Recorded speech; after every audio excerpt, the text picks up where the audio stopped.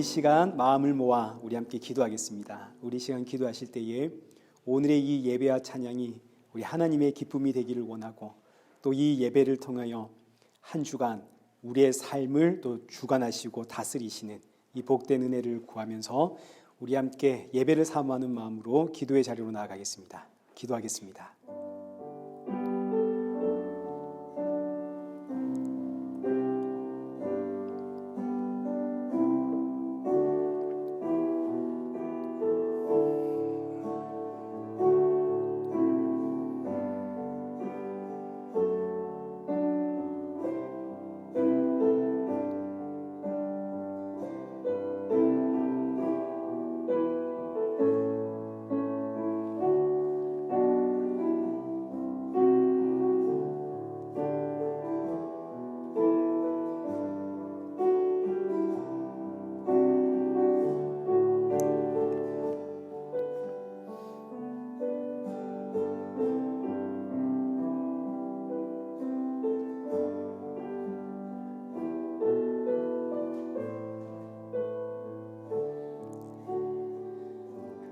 태초에 말씀이 계시니라.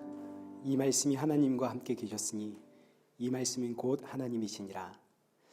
참 좋으신 하나님, 오늘도 우리를 이 예배 자리로 인도하심에 감사를 드립니다.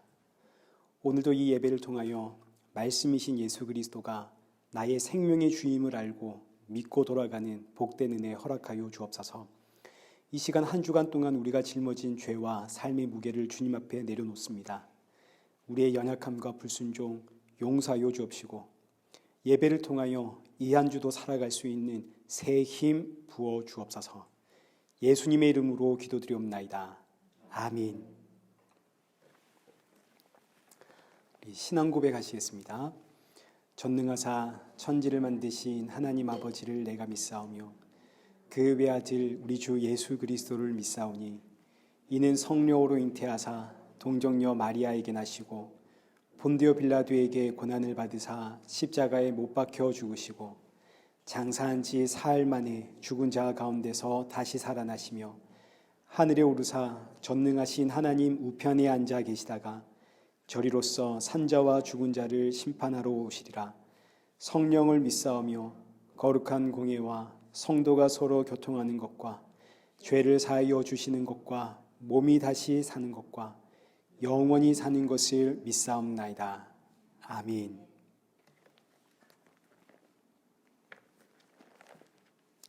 찬송가 35장 우리 함께 찬양하시겠습니다.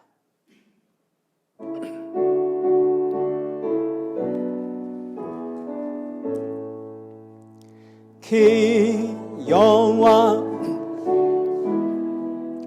이곳에 오셔서 이 모인 자들로 주 백성 삼으사 그 중에 항상 계시고 그 중에 항상 계시고 그 영광 나타내소서. 이 백성 기도와 또 예물 드림이 향내와 같으니 곧 받으옵소서. 주 예수 크신 복임을 주 예수 크신 복임을 만 백성 듣게 하소서. 또 우리 자손들 다 주를 기리고 저 성전 돌같이 긴하게 하소서. 주 구원하신 능력을 주 구원하신 능력을 늘 끝날까지 주소서. 주 믿는 만민이 참 진리 지키며 옛 성도들 같이 주 찬송하다가 저 천국 보좌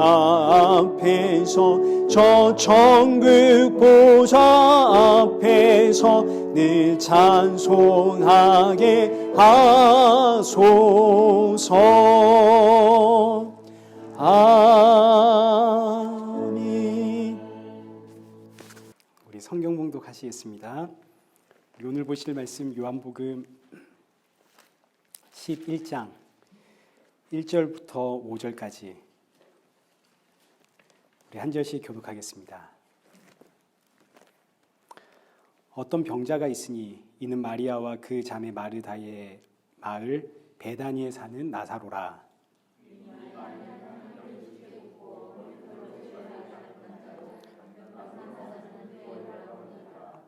이에 그 누이들이 예수께 사람을 보내어 이르되 주여 보시옵소서 사랑하시는 자가 병들었나이다 하니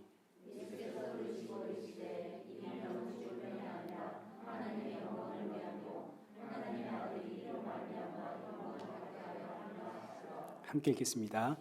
예수께서 본래 마르다와 그 동생과 나사로를 사랑하시더니. 아멘. 감사합니다. 우리 이 시간에는 헌금 봉헌하시겠습니다.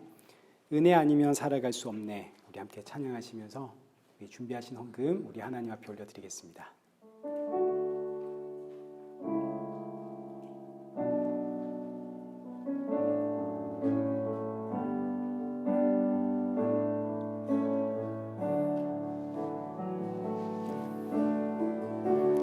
은혜 아니면 살아갈 수가 없네.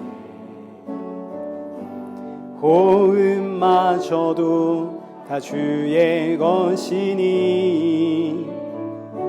세상 평화 내게 없어도 예수 오직 예수뿐이네.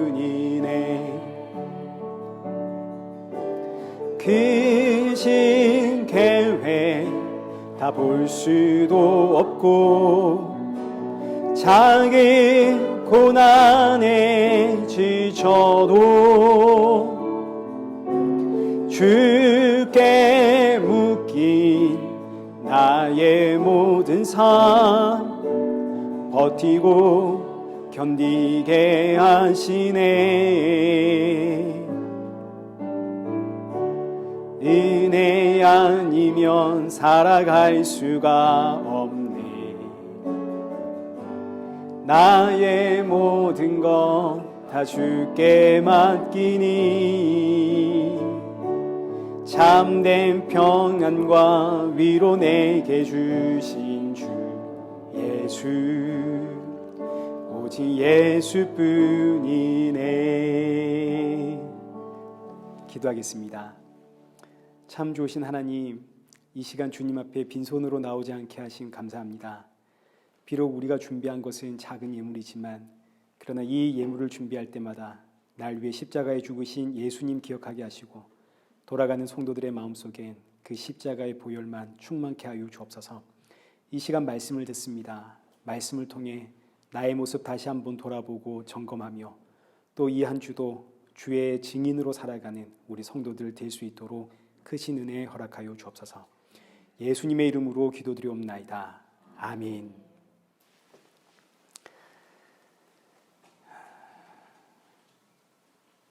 우리 오늘 본문은 요한복음 11장 1절에서 5절까지의 말씀입니다.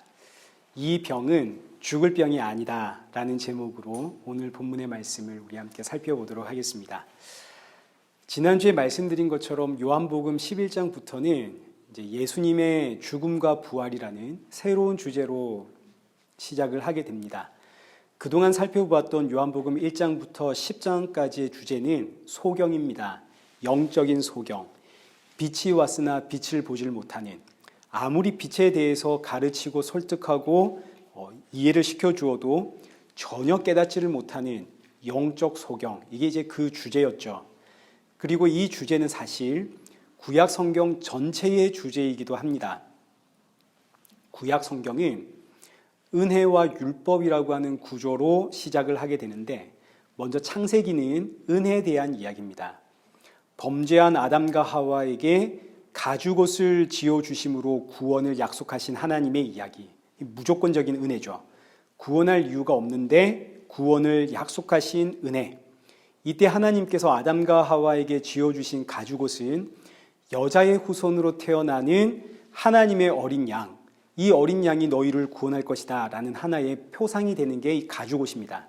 이걸 최초의 복음이라고 해서 원시 복음이라고 하는데, 이 원시 복음을 중심으로 이제 하나님은 하나님으로부터 끊어진 이 땅의 자기 백성들을 찾아가 무조건적인 은혜를 베풀어 자기 백성들을 구원해 내시는데, 여기에 이제 창세기 모든 스토리가 이 안에 다 담겨 있는 겁니다. 여기에 에녹이 있고, 여기에 노아가 있고, 아브라함이 있고, 이삭이 있고, 야곱과 요셉이 있는 거죠. 구약에 이 창세기에 등장하는 모든 인물들의 공통점은 이유와 조건이 없는 무조건적인 은혜, 가죽옷으로 상징되는 하나님의 어린 양으로 구원을 받아 나왔다입니다. 그러나 사람은 이미 하나님으로부터 끊어져 있기 때문에 왜 우리가 하나님의 가죽옷을 입어야 하는가? 우리는 지금 잘 살고 있는데 왜 우리가 하나님의 은혜를 받아야 된단 말인가? 그 이유를 모릅니다. 그래서 본격적인 이야기의 시작이 출애굽기부터입니다. 출애굽기의 시작은 역시 무조건적인 은혜로 시작을 합니다. 이스라엘 백성들은 애굽에 종살이를 하지만 애굽에서 나올 마음은 없었죠. 그저 현실의 이 고통만 사라지기를 원했을 뿐입니다. 그러나 하나님의 무조건적인 은혜를 상징하는 어린 양의 피를 통해서 이스라엘 백성들이 애굽에서 나오게 되죠. 그리고 나서 이제 하나님이 광야에서 이스라엘 백성들에게 율법을 주시는데, 율법을 주신 이유는 너희가 죄인이라는 사실을 알아라고 주신 겁니다. 아담과 하와 이후로 모든 인생은 죄와 사망에 매여 종노릇하는 죄인이다. 이거 알라고 주신 게 율법. 그래서 율법을 받은 이스라엘 백성들의 결론은 어디로 가냐면 금송아지로 가는 겁니다. 율법 받았을 때 이스라엘 백성들 시내산 아래에서 금송아지 만들어서 이 금송아지가 우리를 구원한 하나님이다 하고 예배하지 않습니까? 율법을 받아가지고 우리가 이제 하나님의 말씀대로 살겠다 결심하고 다짐한 결과는 어디로 가는가? 이 금송아지로 간다는 이야기입니다. 이게 율법을 주신 목적입니다. 모든 인생의 입을 틀어 막고 우리가 하나님의 심판 아래에 있는 죄인이다, 이걸 깨닫게 하는 게 율법. 그래서 율법을 붙잡으면 그 결론은 금송아지로 가게 되는 거죠. 그러니 이스라엘 백성들은 이렇게 금송아지로 향하는 나의 모습을 보면서 우리가 사는 것은 진짜 하나님의 은혜구나, 하나님의 은혜로 사는구나, 이걸 알아야 되는데, 근데 지금 이 광야에서 낮에는 구름 기둥, 밤에는 불 기둥, 아침마다 만나로 먹이시고 물이 없으면 반석에서 물을 주시는 이 엄청난 기적을 경험하고 있으면서도 이스라엘 백성들은 은혜를 알지 못하고 여전히 율법을 붙잡고 삽니다. 하나님이 우리에게 주신 율법, 이거 말씀대로 살아야지, 우리 하나님의 말씀대로 살자. 그 결과 출애굽기부터 말라기까지 이스라엘 백성들이 언제 하나님 말씀 떠나서 산 적이 있습니까? 늘 하나님의 말씀 이거 붙들고 살죠. 그러나 하나님은 선지자를 끊임없이 보내요. 율법이라고 하는 그 금송아지를 붙잡지 말고 율법을 통해서 하나님께서 부어주시는 그 무조건적인 은혜를 알아라. 율법은 이거 알아라고 내가 준 것이다. 율법을 통해서 하나님의 어린 양을 부하라. 아무리 외쳐도 이스라엘 백성들 듣지를 못하고 깨닫지를 못합니다. 여기서 이스라엘 백성들은 이 땅 모든 인생들의 대표입니다. 흔히 세계에서 가장 머리 좋은 민족 하면 유대인들이라 그러죠. 그 머리 좋은 민족들에게 하나님이 율법을 주었는데 이 머리 좋은 민족들이 율법을 통해서 은혜를 깨닫지를 못합니다. 그러니 다른 민족, 다른 백성들은 말할 것도 없죠. 이런 의미에서의 대표입니다.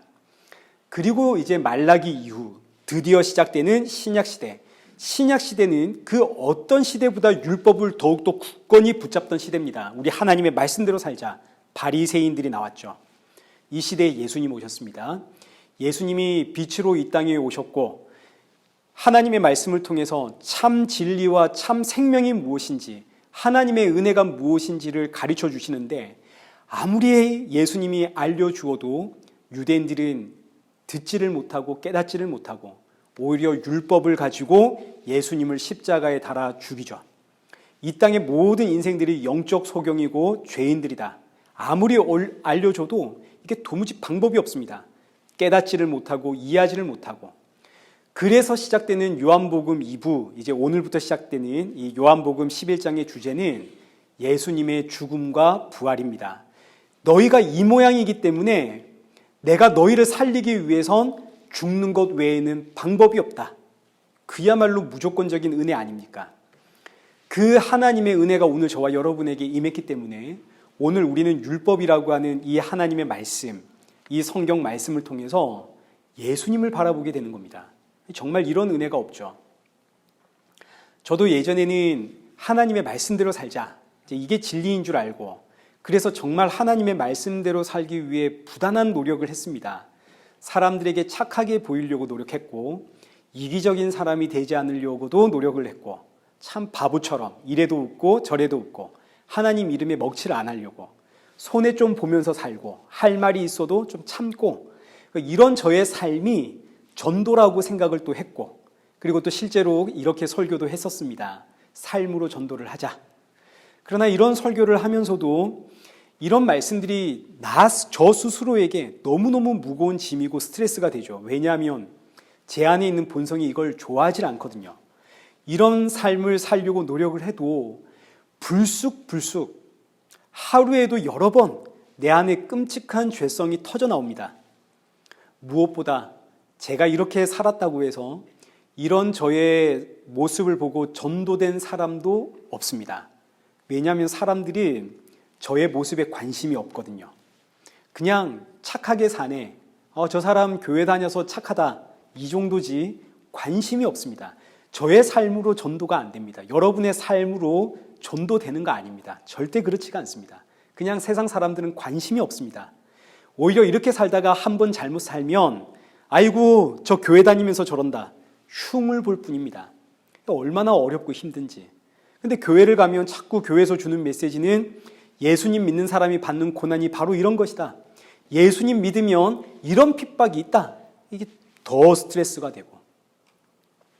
그런데 어느 날 율법의 실체가 되시는 예수님이 보이기 시작하니까 세상에 그야말로 수고하고 무거운 짐이 다 날아가 버렸습니다. 난 정말 은혜로 사는구나. 신앙생활이 얼마나 가볍고 기쁘고 즐거운지, 물론 여전히 하나님을 믿는 사람으로서 사람들에게 착한 모습 보이고 싶고 윤리적이고 도덕적인 그런 모습들 보여주고 싶고, 이기적인 사람이 아니라 이타적인 사람 되고 싶고, 예수님 믿는 사람은 이렇게 사는 것이야, 이런 거 보여주고 싶지만 이제는 이런 내 모습이 이제 더 이상 스트레스가 안 됩니다. 왜냐하면 이젠 제가 얼마나 악한 본성을 가지고 있는 죄인인지를 알았거든요. 때때로 내 안에서 터져 나오는 나의 악함, 예전엔 굉장한 스트레스였는데 이제는 그래서 예수님 나 때문에 죽으셨지, 얼마나 감사한가. 때때로 내 이익을 좀 챙기고, 때로는 참지 못해서 내 목소리도 좀 내고, 교회 다니는 사람이 저런다는 손가락질을 좀 받아도 그래서 예수님 죽으셨지, 내가 이 모양이니까, 이 사실을 인정하면 나를 비웃고 손가락질하는 사람들에게 오히려 다가가서 그래서 저는 예수님 믿고 삽니다. 그래서 저는 예수님 뿐입니다. 예수님 이런 나를 살리려고 십자가에 죽으셨습니다. 더욱 담대하게 복음이신 예수님 전하게 되더라. 당신도 나와 같이 되기를 원합니다. 사도 바울의 이야기 아닙니까? 그래서 더욱더 은혜를 외치게 되는, 이게 저의 신앙생활이고, 그리고 여러분의 신앙생활도 이렇게 되어야 됩니다. 지난주에 한 청년이 이런 고민을 이야기를 했습니다. 동의 없이 제가 이야기하는 건데, 학교에서 수업 시간에 필기노트 열심히를 했는데 결석한 친구가 필기노트를 보여달라 했다 이거죠. 한두 번은 보여줬는데 이게 이제 자꾸 반복이 되니까 스트레스가 되는데, 이게 뭐가 스트레스가 되냐면 하나님을 믿는 성도로서 그래도 보여줘야 되는 거 아닌가, 난 근데 보여주기 싫은데, 이런 마음이 스트레스가 되더라 이겁니다. 제가 이런 마음 정말 너무 잘 알거든요. 저도 그랬기 때문에. 그러나 사실 이건 신앙생활에 있어서의 오해입니다. 성도는 이 세상의 빛과 소금으로 부름을 받았지만, 그러나 성도의 삶의 어떤 행실이 이 세상의 빛과 소금이 되는 것은 아닙니다. 성도의 삶은 엄밀히 말하면 빛도 아니고 소금도 아니고 어둠입니다. 우리의 윤리 도덕적인 삶이 무슨 빛이 되고 소금이 되겠습니까? 우리의 행실이 빛이 되고 소금이 된다면 세상엔 예수님 믿지 않는 사람들 중에 착하고 훌륭한 사람들 정말 많습니다. 우리는 도무지 따라갈 수도 없고 흉내 낼 수도 없는 훌륭한 위인들이 이 세상에 많습니다. 근데 그들 전부 빛이고 소금인가요? 그렇지 않죠. 그들이나 우리나 똑같은 어둠입니다. 근데 왜 성도는 빛이라고 하는가? 빛이신 예수님이 내 안에 계시기 때문에 빛입니다. 나는 이 모양인데 빛이신 예수님이 내 안에 계시니 나는 빛. 이 질그릇 안에 보배이신 예수님이 계시기에 나라는 존재 자체가 빛이고 소금인 것이지 내 행실이 빛이 되고 소금이 되는 건 아닌 겁니다. 그래서 성도에겐 여기에 자유가 있는 겁니다. 난 이 모양인데 예수님은 이런 나를 위해 죽으셨고, 나는 이 모양인데 내 안에 예수님이 계시고, 여기 진짜 기쁨이 있고 자유가 있는 거죠. 그러니 마음이 좀 불편하면 보여주고, 또 내 마음이 아니다 싶으면 안 보여주고, 아니 그럼 목사님, 예수님 믿으면 내 마음대로 살아도 된다는 이야기입니까? 그런 이야기는 아니죠. 여러분 생각해 보십시오. 성도가 어떻게 자기 마음대로 삽니까? 주인이 바뀌었는데. 성도는 내 마음대로 살고 싶어도 내 마음대로 못 삽니다. 왜냐하면 주인이 바뀌었거든요. 내 안에 계신 성령님, 그 예수님의 영이 내가 마음대로 살도록 그냥 내버려 두질 않습니다. 나는 내 마음의 본성대로, 이게 이제 자유다, 내 마음 편한 대로 선택하며 살아도 내 안에 계시는 성령님이 그렇게 살지를 못하도록 나를 자꾸 막습니다. 성령님이 내 삶을 간섭하기 때문에. 그래서 결국 성도는 내 마음의 편한 대로 일을 결정하고 일을 진행해 나가는데, 결국 그 끝에 가보면 거기는 예수님과 십자가 앞입니다. 내 목표는 저기입니다. 난 저기를 향해 가리라 뜻을 세웠고 힘차게 달렸습니다. 힘차게 달려서 가보면 거기에 예수님과 십자가가 있다고요. 세상 사람들은 자기 마음에 좋은 대로 뜻을 세우고 목표를 세우고 꿈을 꾸고 거기를 향해 열심히 달려갑니다. 그리고 도착해보면 그 끝에 뭐가 있냐면 금송아지가 있죠. 세상에 주는 성공과 부귀와 명예가 있습니다. 그러나 성도는 자기 마음에 좋은 대로 뜻을 세우고 꿈을 꾸고 힘차게 달려가도 그 목적지라고 생각한 그 지점에 도착해보면 거기는 십자가 앞이고 예수님 앞입니다. 이것을 성도의 예정이라고 하는 겁니다. 예정. 이미 정해진 겁니다. 우리의 끝은 십자가와 예수 그리스도. 구원, 천국. 이 예정을 알면 정말 얼마나 감사한지. 여러분 오늘 이 자리에 있기까지 지나간 과거를 한번 돌이켜 보십시오. 과거의 크고 작은 사건들. 그때는 뭐 죽겠다, 못 살겠다 그랬지만 결국 돌아서서 지금 그때를 돌아보면 전부 은혜 아니었습니까? 언제나 돌아보면 결국은 하나님이었고 예수님이었고 십자가였고, 과거에 나는 수없이 많은 인생의 목표를 세우고 꿈을 꾸고 달려갔지만 결국 지금 와서 되돌아보면 이 모든 여정의 끝에는 예수님 계시고 십자가가 있더라. 이게 그동안 우리가 다 경험해 왔던 인생의 여정이고, 이것을 성도의 예정이라 그러고 성도가 받은 구원의 은혜라고 하는 겁니다. 오늘 서론이 이렇게 긴 이유는 이 모든 내용들이 이제 오늘 본문의 이야기이기 때문입니다. 이제 오늘 본문에 통해서 예수 그리스도의 죽음과 부활이라는 주제가 어떻게 은혜가 되는가, 이 주제가 어떻게 진행이 되어져 가는가, 우리 오늘은 1절에서 5절 아주 간략하게 살펴보도록 하겠습니다. 1절입니다.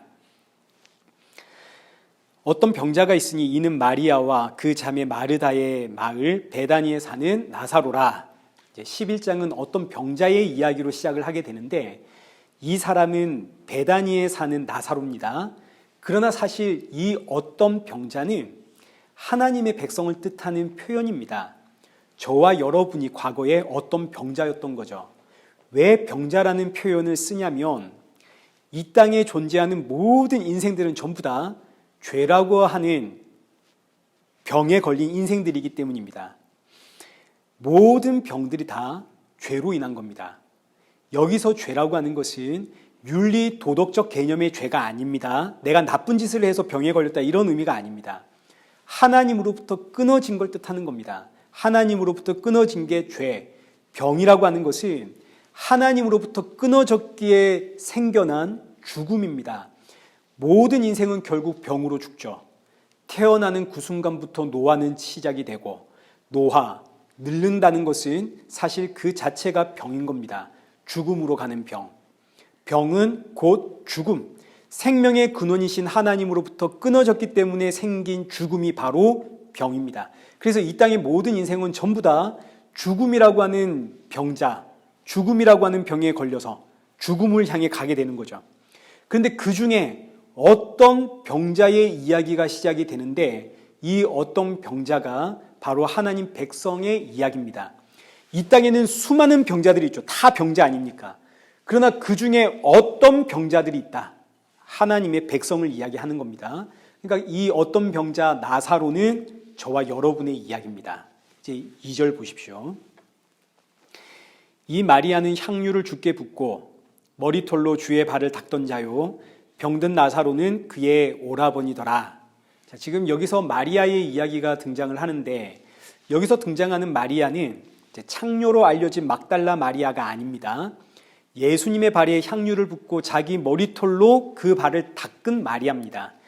마리아의 향유 옥합 사건을 지금 성경이 지적하는 이유는 마리아의 향유 옥합 사건이 주는 의미가 있습니다. 여기 마가복음 14장 8절 말씀에 이렇게 해석을 하죠.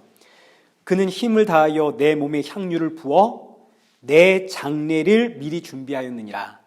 마리아의 향유 옥합 사건은 예수 그리스도의 죽음을 미리 준비하는 사건입니다. 그러니까 지금 여기 요한복음 11장에서 마리아의 향유 옥합 사건을 지금 언급하는 이유는 지금부터의 주제는 예수 그리스도의 죽음이다. 이걸 드러내는 하나의 장치이고 동시에 마리아의 신앙이 어떻게 이제 변화되어지는가를 보여주기 위한 하나의 장치이기도 합니다.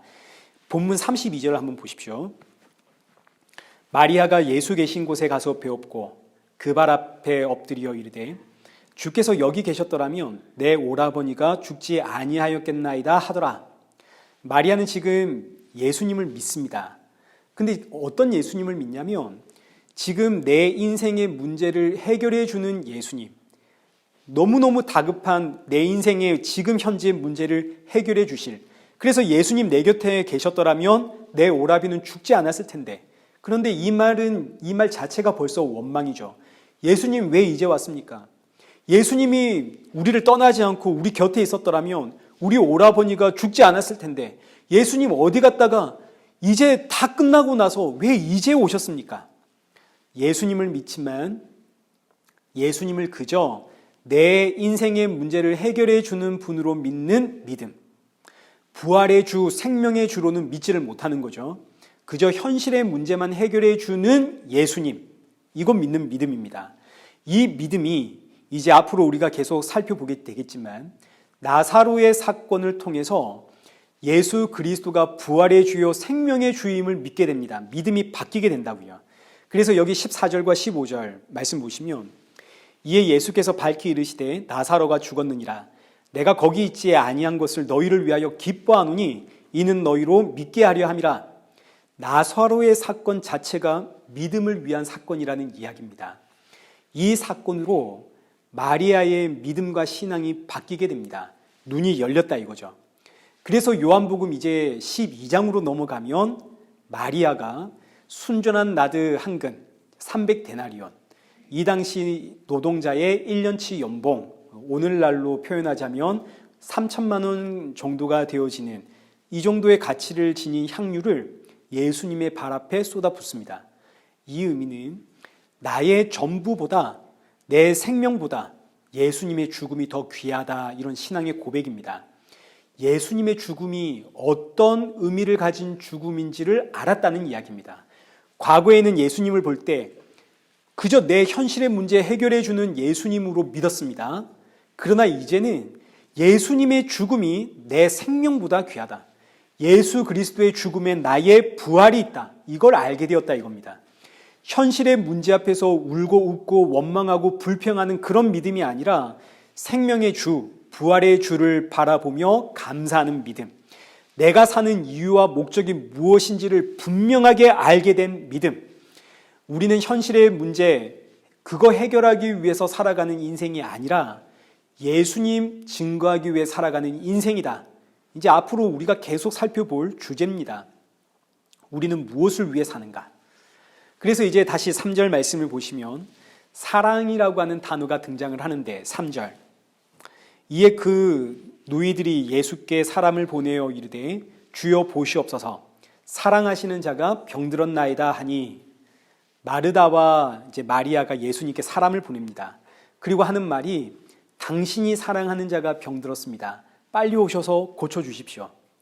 여기서 마르다와 마리아가 사용한 사랑이라는 단어가 여기 이제 기록된 이 그 단어가 필레오라는 단어입니다. 필레오라고 하는 이 단어는 사람과 사람 사이의 사랑을 뜻합니다. 보통 우정 이런 뜻입니다.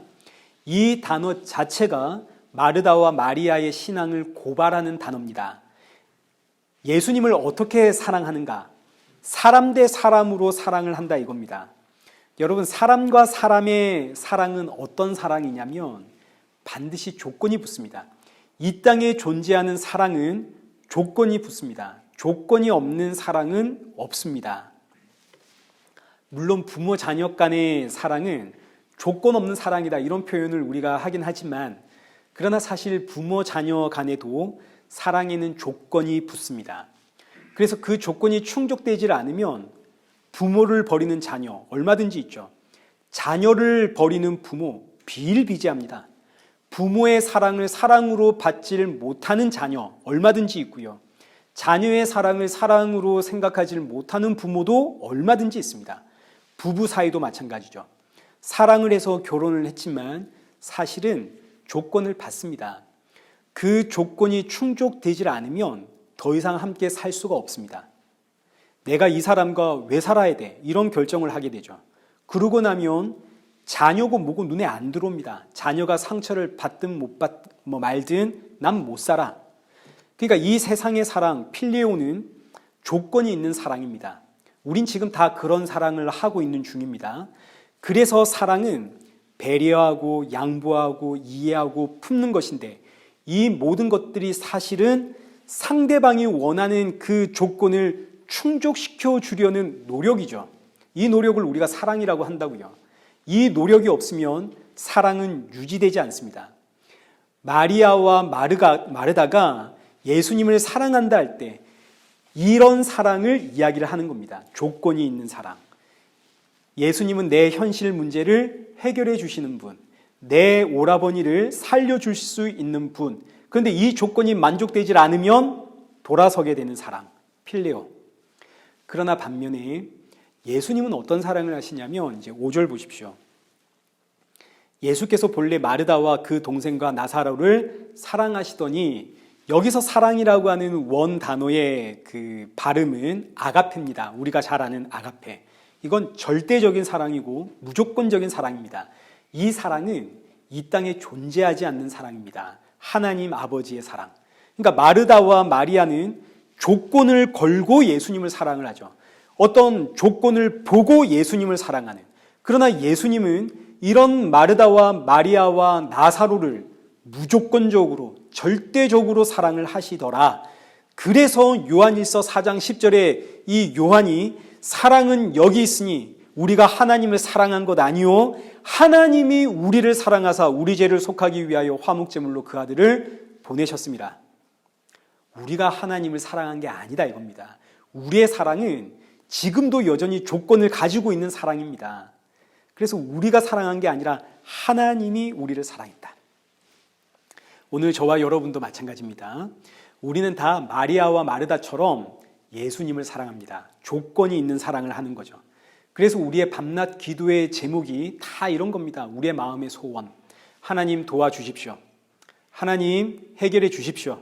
하나님 지켜주십시오. 하나님 선한 길로 인도해 주십시오. 그리고 이 기도의 응답이 될 때 그때 비로소 하나님이 정말 나를 사랑하시는구나. 또 옆에서도 야 하나님이 정말 너를 사랑하시는구나. 이런 이야기를 하게 된다고요.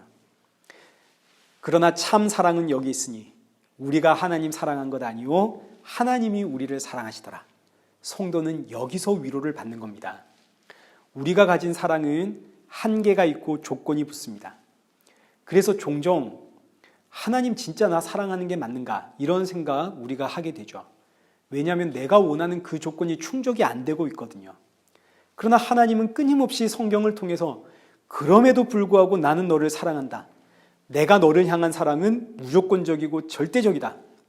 흔히 법정 드라마 보면 눈을 가리고 저울을 들고 있는 신이 이제 한 번씩 등장을 하는데 디케라고 하는 정의의 여신입니다. 들고 있는 저울에다가 그 사람을 달아 죄를 심판을 하는 거죠. 하나님께서 하나님의 저울에다가 오늘 저와 여러분을 들어 여기다가 다시면 우리 어떻게 되겠습니까?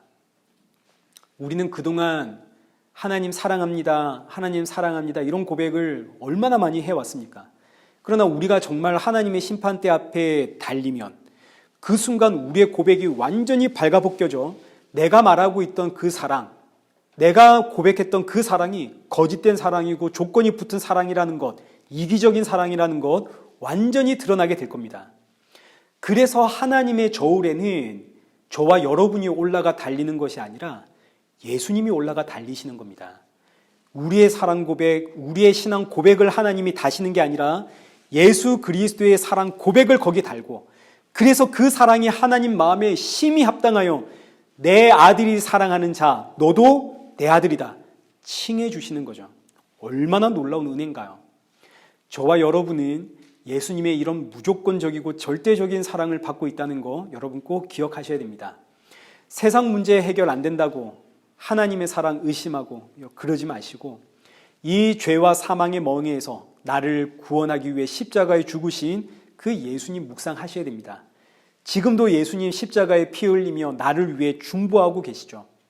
로마서 8장 26절처럼 나는 마땅히 기도할 바를 모르기에 중보자 되신 성령님, 그 예수님의 영이 말할 수 없는 탄식으로 나를 대신하여 기도하고 계시는 겁니다. 우리는 인생의 문제 해결 위해서 먹고 사는, 열심히 일하는 그런 존재가 아니죠. 날 구원하신 예수님 증거하기 위해 사는 인생입니다. 자, 이제 그리고 나서 마지막 4절입니다. 예수께서 들으시고 이르시되 이 병은 죽을 병이 아니라 하나님의 영광을 위하며 하나님의 아들이 이로 말미암아 영광을 받게 하려 함이라 하시더라. 나사로가 병들어 죽게 되었습니다. 그러나 예수님은 이 병은 죽을 병이 아니라 그럽니다. 이 병은 죽을 병이 아니라 이 병은 하나님의 영광을 위한 병이고 하나님의 아들이 이로 말미암아 영광을 받을 것이다. 이렇게 말씀을 하십니다. 웨스트민스터 신앙고백서 제1장 1문 사람의 제일된 목적은 뭡니까? 사람은 왜 사는가? 사람은 어떤 목적을 가지고 존재하는가? 답은 하나님을 영원롭게 하며 영원토록 그를 즐거워하는 것이다. 그러니까 사람의 존재 목적, 하나님의 영광을 위해서 존재한다 이거죠. 그럼 하나님의 영광을 위해서 사람은 어떻게 살아야 됩니까? 파리가 이렇게 저는 중고등부 시절에 교회에서 하나님의 영광을 위해 사는 것이란 하나님이 주신 달란트를 잘 개발해가지고 하나님을 위해 쓰는 것이 하나님께 영광을 돌리는 방법이다. 그러니까 너에게 주신 달란트가 뭔지를 먼저 개발해라. 이런 말씀을 들으면서 자랐습니다. 그때 저는 아니었지만 제 친구들은 다 교회 이제 고등부 시절 이 찬양팀 반주자들이었거든요. 한 명은 기타를 기가 막히게 치고 한 명은 드럼을 기가 막히게 치고 그래서 이 애들이 내 달란트는 기타를 치는 것인가 보다. 내 달란트는 드럼을 치는 것인가 보다. 이걸로 하나님께 영광을 돌려야겠다. 그래가지고 그때부터 이 애들이 부모님과 얼마나 싸웠는가 모릅니다. 난 기타 쳐서 하나님께 영광 돌려야겠다. 부모님은 이놈아 공부를 해야지. 좋은 대학 합격해야 하나님께 영광이지. 나중에 이제 전도사님께까지 불똥이 튀어가지고 전도사님이 얘들에게 이상한 바람 넣어가지고 애들이 공부를 안 한다고. 얼마나 혼이 났는가 모릅니다. 그럼 우리는 너무너무 혼란스러운 거죠. 난 기타 치고 싶은데 이게 내 달란트 같은데 부모님은 공부해라 그러고 난 공부에 취미는 없고 진짜 재수하지 않고 한 번에 좋은 대학 가면 그게 하나님께 영광이 되는 게 맞는 것인가? 그래서 제가 고3이 되었을 때는 많은 친구들이 교회 안 나왔습니다. 대학에 떨어지면 그야말로 하나님의 영광 가리는 거라고. 그래서 이제 다 부모님들이 학원 보내고 공부시키고 이래가지고 사실은 부모님이 창피한 거겠죠. 이제 애가 대학 떨어지면. 그래서 참 그 당시에는 고3이 교회에 있는 것을 이상하게 봤습니다. 제가 고3일 때는. 저 고3이 저 정신이 있나 없나. 물론 저는 고3이 주일 예배 드리면서 얼마나 더 공부를 잘할 수 있나 이거 보여주려고 더 열심히 공부를 한 사람이죠. 그 당시에는 하나님의 영광을 이 세상에서 잘 되는 것으로 생각을 했습니다. 이 세상에서 잘 되는 게 하나님의 영광이다. 근데 오늘 본문은 하나님의 영광을 어떻게 가르쳐 주냐면 내게 주신 달란트가 뭔지 알고 그거 열심히 개발해가지고 하나님을 위해 쓰는 것 이거 아니고 열심히 공부해가지고 이 세상에 잘 되는 것 이것도 아니고 그럼 뭐냐? 죽을 병에 걸린 나사로 그 자체가 하나님의 영광이다 하고 이야기를 합니다. 이거 보십시오. 죽을 병에 걸린 나사로 그의 존재 자체가 하나님의 영광을 위한 것이요 아들의 영광을 위한 것이다. 여기 4절 너무너무 분명하게 써져 있죠. 나사로의 병은 병에 걸린 나사로는 그 자체가 하나님의 영광을 위한 것이고 아들의 영광을 위한 것이다. 나사로가 어떤 액션을 취해가지고 하나님이 영광 받으시는 것이 아니라는 이야기 아닙니까? 죽음이라고 하는 병에 걸린 나사로의 존재 자체가 하나님의 영광이다. 앞서 살펴보았던 빛과 소금의 이야기와 똑같은 겁니다. 성도의 어떤 행위가 이 세상의 빛과 소금이 되는 것 아니고 성도의 존재 자체가 빛과 소금이다. 왜냐하면 빛과 소금이신 예수님이 내 안에 계시니까. 마찬가지 성도의 행위가 하나님의 영광이 되는 게 아니고 성도의 존재 자체가 하나님의 영광을 위해 존재를 한다. 이 어떤 의미냐? 원래 성경에서 말하는 하나님의 영광이란 하나님의 뜻이 오직 하나님에 의해서만 온전히 이루어지는 것을 하나님의 영광이라고 하는 겁니다. 그래서 이 땅의 하나님의 영광은 창조뿐입니다. 창조. 하나님께서 천지를 창조하실 때 천지 창조는 온전히 하나님에 의해서 온전히 하나님의 뜻을 따라 하나님이 창조하셨기 때문에 천지 창조는 그야말로 하나님의 영광입니다.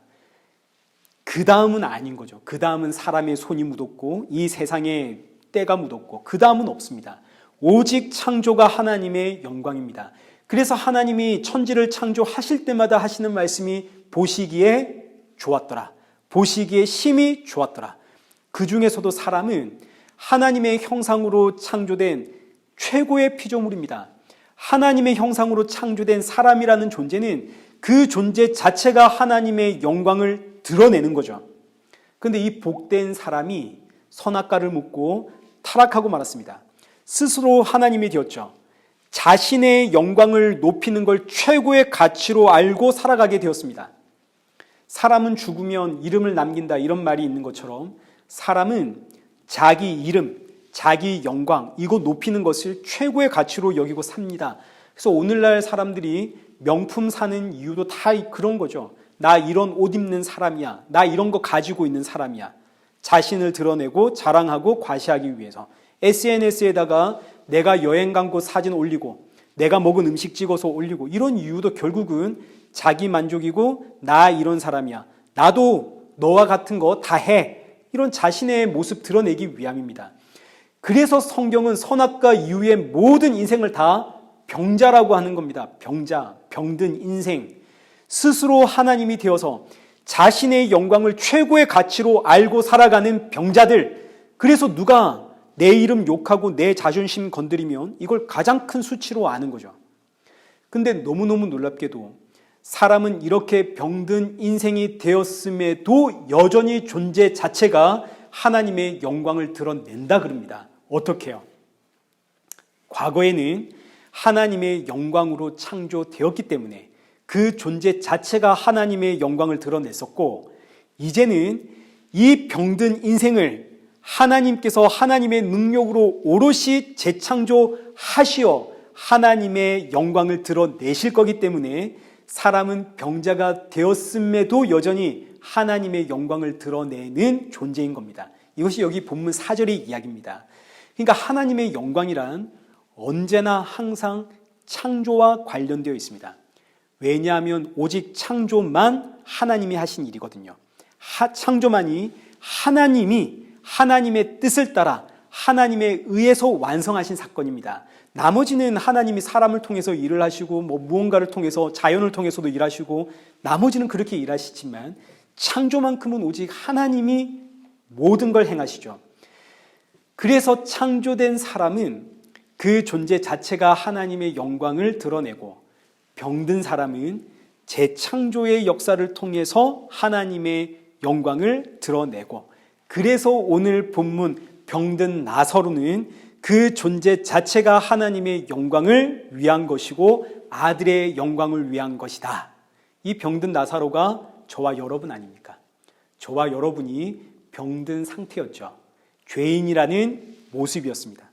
그러나 우리가 병들었을 때조차 우리는 하나님의 영광을 위해 존재했고 그 아들의 영광을 위해 존재했고, 지금은 재창조되었기에 나의 모습 자체가 하나님의 영광을 드러내고, 하나님은 병든 인생을 재창조하심으로 스스로 영광을 받으시는데, 하나님의 영광은 저와 여러분이 무엇을 해서 돌리는 게 아닙니다. 내가 어떤 착한 행실, 선한 행실을 해서 내가 어떤 위대한 업적을 남겨서 어렵다는 시험에 척척 합격하고 좋은 대학 가고 좋은 직장 가서 그래서 하나님께 영광 돌리는 것이 아니라, 빌립보서 2장 11절 모든 입으로 예수 그리스도를 주라 시인하여 하나님 아버지께 영광을 돌리게 하셨느니라. 이 말씀 그대로입니다. 나는 병든 병자였습니다.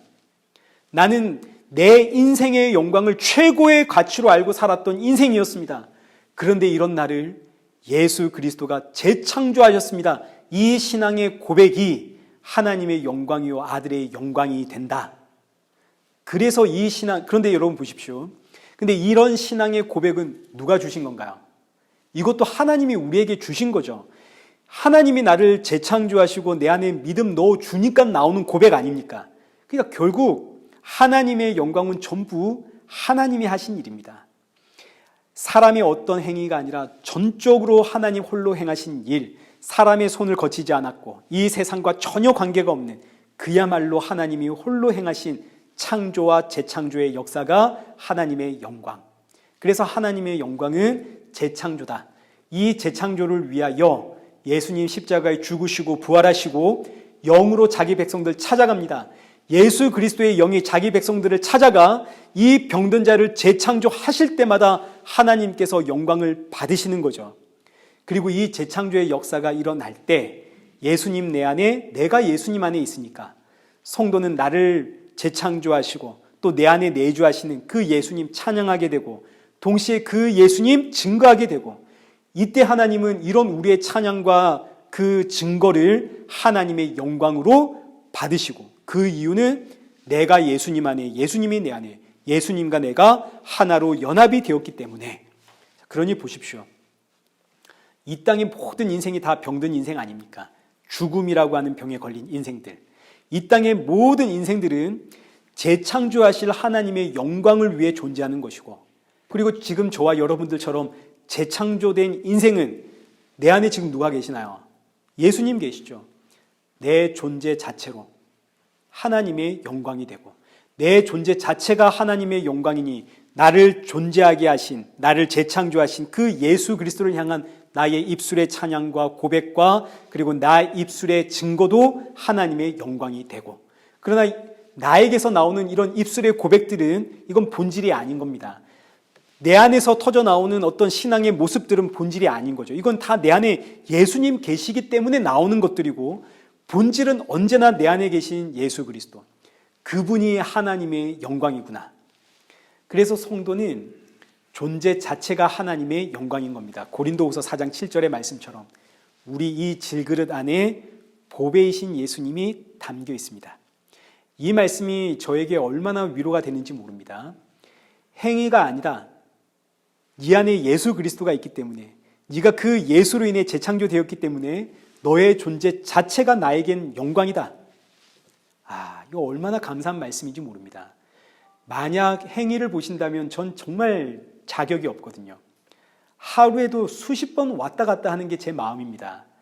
미운 사람이 있으면 한없이 밉고, 좋은 사람은 그냥 한없이 좋고, 그랬다가도 어느 날 갑자기 좋은 사람이 한없이 밉고, 미운 사람은 덜 밉고, 혹은 이제 나와 상관없는 사람이 되어버리고, 이랬다가 저랬다가 기분에 따라, 컨디션에 따라 오늘 뭐 아들에게 좋게 해줬다가 컨디션에 따라 막 아들이 아무 짓도 안 했는데 화가 났다가. 그러나 하나님은 예수님과 연합된 너의 존재 자체가 나의 영광이다. 또는 병든 너의 모습 그 자체가 나의 영광을 위한 것이다. 세상에 이거보다 더 귀한 은혜가 어디에 있습니까? 병들어 있는 내 모습, 죄에 찌들어 있는 내 모습조차도 하나님의 영광을 위한 것이고, 예수 그리스도와 연합되었다면 나의 존재 자체가 또 하나님의 영광인 것이고, 사나 죽으나 내가 하나님의 영광을 위해 존재한다는데 이것만큼 복되고 귀한 위로의 말씀이 어디 있습니까? 우리가 이렇게 복된 존재입니다.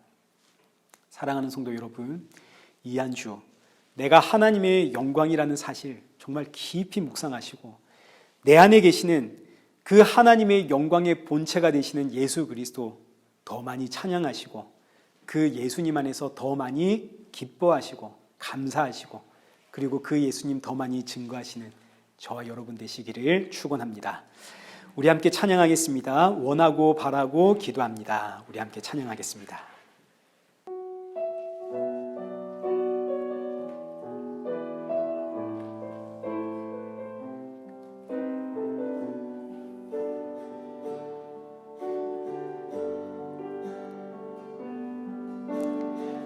세상을 살아가는 동안에 나의 힘을 의지할 수 없으니, 기도하고 낙심하지 말 것은 주께서 참 소망이 되심이라. 하나님의 꿈이 나의 비전이 되고, 예수님의 성품이 나의 인격이 되고, 성령님의 권능이 나의 능력이 되길 원하고 바라고 기도합니다. 주의 길을 걸어가는 동안에, 주의 길을 걸어가는 동안에 세상의 것 의지할 수 없으니, 감사하고 낙심하지 말 것은 주께서 참 기쁨이 되심이라. 하나님의 꿈이 나의 비전이 되고, 예수님의 성품이 나의 인격이 되고, 성령님의 권능이 나의 원하고 바라고 기도합니다. 우리 이 시간 함께 기도하실 때 참으로 내가 원하고 바라는 것이 뭔지를 우리 한번 돌아보겠습니다. 과연 나는 하나님의 영광이 되는 그것을 원하고 바라고 있는가? 아니면 세상의 성공과 내 이름의 영광을 원하고 바라고 있는가? 지금 내 눈은 무엇을 보고 있는가? 생명의 주 예수 그리스도를 보고 있는가? 아니면 이 땅의 것들을 바라보고 있는가? 솔직하게 나를 한번 돌아보면 우리는 모두 내 이름의 영광과 내 인생과 이 땅의 것을 끊임없이 원하고 바라는 인생이라는 거 우리가 부인할 수가 없죠. 그러나 그럼에도 불구하고 하나님은 너는 너의 존재 자체가 나의 영광이다. 사랑은 여기 있으니 내가 주를 사랑한 것이 아니요 주가 나를 사랑하심이라. 주께서 나를 사랑하시어 내 안에 계시기에 너는 나의 영광이다. 우리 이 시간 나의 너무너무 연약한 모습과 그리고 이런 나를 하나님의 영광이라 부르시는 그 하나님의 은혜와 사랑 우리 함께 묵상하면서 우리 기도의 자리로 나가겠습니다. 우리 기도하겠습니다.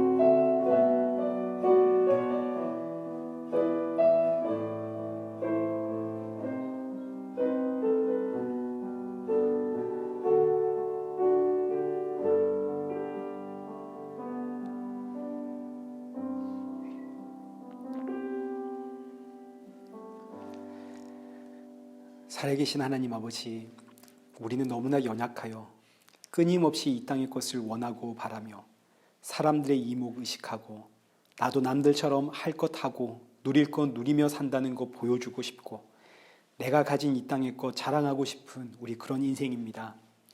남들이 하는 것 하지 못하면 속상하고 남들이 가진 건 나 없으면 원망이 나오는 우린 그런 연약한 인생입니다. 우린 모두 병자입니다.